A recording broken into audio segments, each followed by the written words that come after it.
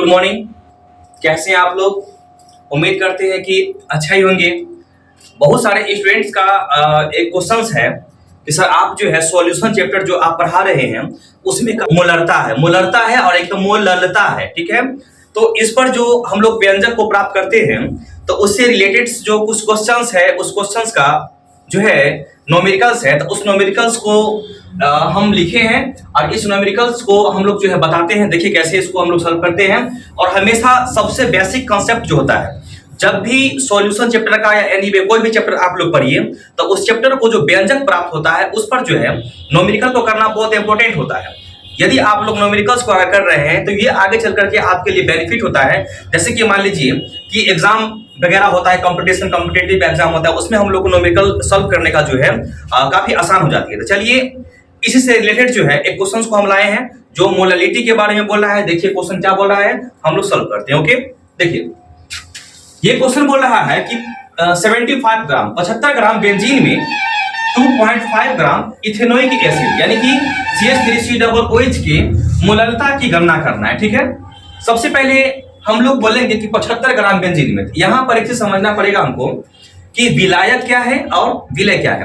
तो हम लोग जानते हैं कि किसी भी सॉल्यूशन को अगर हम लोग बनाते हैं जिसमें सब्सटेंस की मात्रा ज्यादा होती है, ठीक है, जिसमें सब्सटेंस की मात्रा जो है ज्यादा होती है उसे हम लोग जो है सॉल्वेंट कहते हैं। और जिस सॉल्यूशन में सब्सटेंस की मात्रा अगर वेरी लो हो, काफी कम होती है, उसे जो है हम लोग सॉल्यूट कहते हैं, ठीक है। तो सबसे पहले इसमें हमको सॉल्वेंट को और सॉल्यूट को पहचान करना पड़ेगा कि भाई विलायक कौन है और विलय कौन है।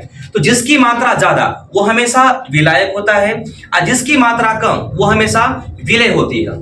चलिए हम पहचान करते हैं। सबसे पहले तो हम बनाएंगे यहाँ पर गिवन क्वेश्चन दिया क्या है। अगर गिवन हमें मालूम चल गया तो हम लोग जो है सब आसानी से कर लेते हैं। तो देखिए 75 ग्राम और 2.5 ग्राम दोनों में से हायर कौन है? 75 ग्राम। तो ये हो गया हमारा विलायक। देखिए विलायक को जो है हम लोग ए के द्वारा प्रेजेंट करते हैं। पहले पहचान करिए कि विलायक कौन है। तो भाई विलायक के रूप में है बेंजीन है जिसका फॉर्मूला C6 और H6 होता है। ओके, अब देखिए पहले हमको पहचान करना है कि विलायक के रूप में कौन है। ये नहीं मालूम करना है कि विलायक उन्हें कितना दिया वो बाद में, लेकिन है कौन वो पहले पहचान करना पड़ेगा।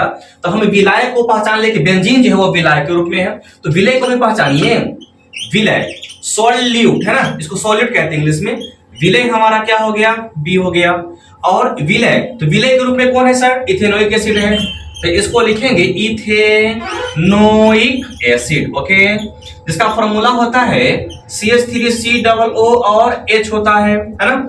चलिए तो हम जो है विलायक की पहचान कर लिए और विलय की पहचान कर लिए, दोनों की पहचान हम लोग कर लिए हैं। अब हमको ये मालूम करना पड़ेगा कि विलायक कितना ग्राम दिया है सब्सटेंस को और विलय जो है वो कितना दिया है। तो हम लोग बात करेंगे। चलिए विलायक का द्रव्यमान, विलायक का द्रव्यमान कितना दिया? विलायक के रूप में कौन है? तो बेंजीन। तो बेंजीन कितना दिया? तो 75 ग्राम। तो विलायक का जो द्रव्यमान होता है उसे हम लोग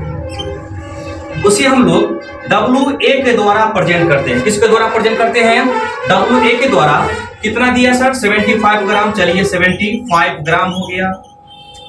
उसके बाद विलय का द्रव्यमान, विलय का क्या चीज? द्रव्यमान। विलय के द्रव्यमान का मतलब होता है WB और WB। तो सर विलय के रूप में ऊपर में क्या आता था? Ethanoic acid. इथेनोइक एसिड जो द्रव्यमान जो है वो कितना ग्राम दिया? तो सर 2.5 ग्राम दे दिया। ओके, तो भाई हमको फाइंड क्या करना है? तो हमको फाइंड करना है, बोल रहा है अंतिम उसके मोललिटी। तो यहां पर लिखेंगे मोललता, यानी कि मोललता M = व्हाट, ये पूछ रहा है हमसे, ठीक है। तो इसका हम लोग क्वेश्चन जानते हैं। फॉर्मूला ये होता है इसका, ठीक है ना, कि फॉर्मूला M = होता है कि WB × 1000 by MB × WA in ग्राम।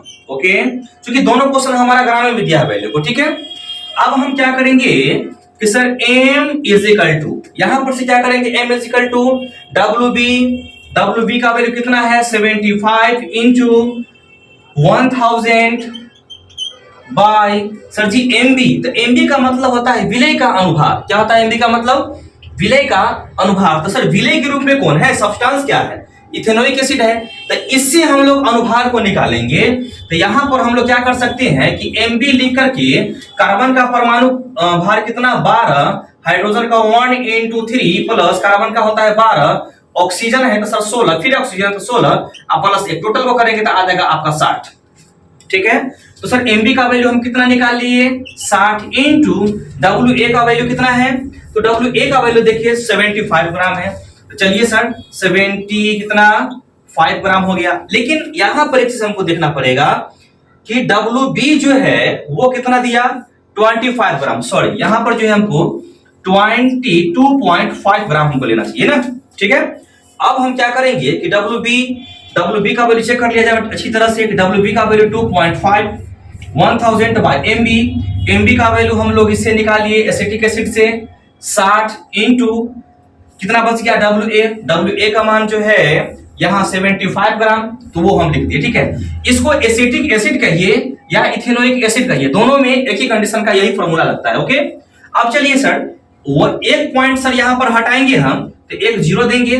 चलिए एक जीरो से सर एक जीरो कैंसिल, एक जीरो से ये एक जीरो कैंसिल हो गया। 25 से कम 25, 25 दिया सर 75, 3 दूना 6, 3 दूना या 2 तिया, चलिए काटिए इसको 2 तिया 6 और 2 पंचे 10।